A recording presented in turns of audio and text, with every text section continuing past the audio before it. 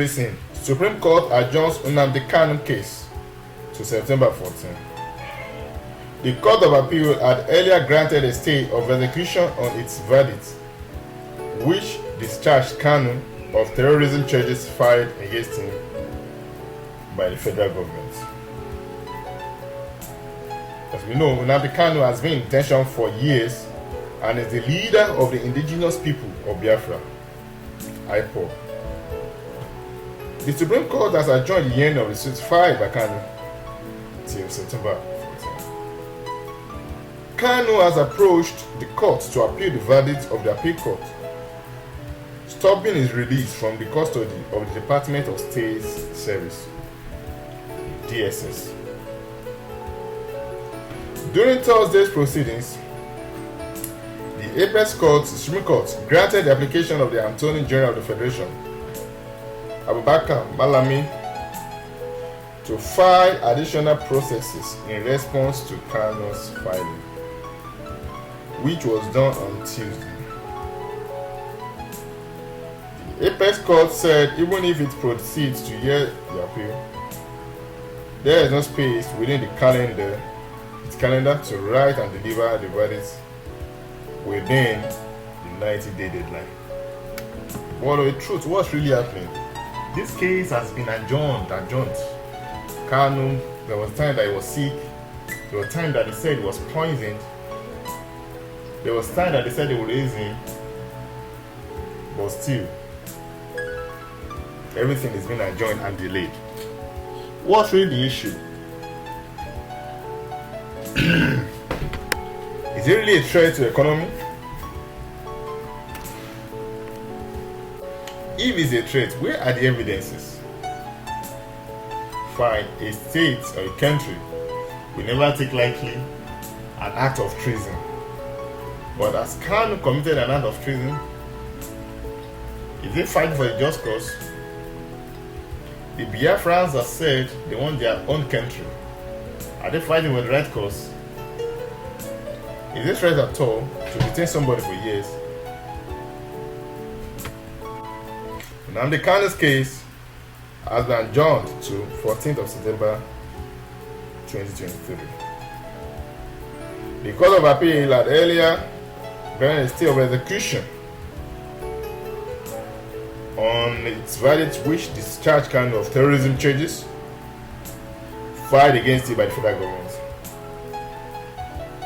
In an unanimous decision by a three-member panel led by Justice Aruna Samani, the appeal court granted the application filed by the federal government pending the hearing and determination of the appeal court before the Supreme Court.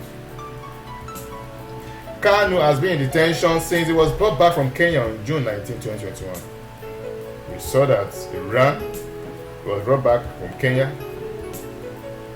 on 19th of June 2021. He has been in detention for 2 years in Nigeria. Is he being taken care of well in detention rather? Are things happening that we don't know? Is he being told to keep quiet, or are they making a scapegoat of him? Why are all this happening? And all this, if it continues, won't it cause agitation of its members to protest and come out in full force and do the unthinkable? The IPOB leader was subsequently rearranged on an amended 15-count charge. On April 2022, Justice Binta Yako of the Federal High Court of Abuja struck out 8 of the 15 counts in the charge. The remaining 5 counts were later quashed by the Court of Appeal. 7 counts were later quashed by the Court of Appeal on October 13. We wish and we pray that the case of Nnamdi Kanu'S will be settled on time, and whatever the case may be, we hope that it will be favorable to everyone. But putting somebody in detention for 3 years and not passing a judgment is uncalled for. Unless he wants to be remanded in prison for years, why do you keep him waiting? And we keep on adjourning. Is there something we don't know? Is there something that Kanu wants to say that we don't know? Is there something the federal government is hiding? Is there something the airport members know that Nigerians don't know? Or is it that they're planning something even with Kanu being in detention? We hope these answers will surface sooner or later. We know in recent times Kanu has complained of the ill treatment given to him in detention. Even there was a case that they tried killing him in detention, according to him, and his spokesman also said that they're trying to kill him, but they are afraid of what will happen, especially by airport members.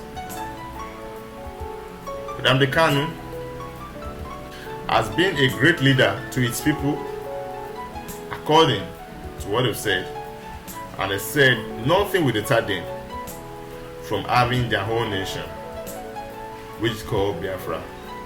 We know this has been anticipated for a long time, that they want their own nation, that they want to be alone, they want to have Biafra, they even have their own flag. And supporters have been dealt with and have been arrested during some of the protests made. Well, the question is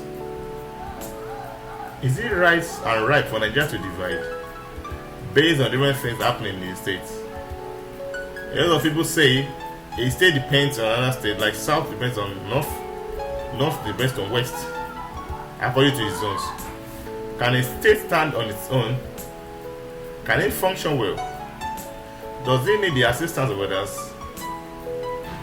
If the Igbos claim they want Biafra, and the Hausas claim that they want Arewa, if the Yorubas claim that they want Oduduwa, how will the states fare without the help of each zone? Will they still be dependent on one another? Or they will make use of the products made in their zone? Anyway, we hope that we hear on time the final case of Nnamdi Kanu, and we hope that it's taken care of even in the prison yard.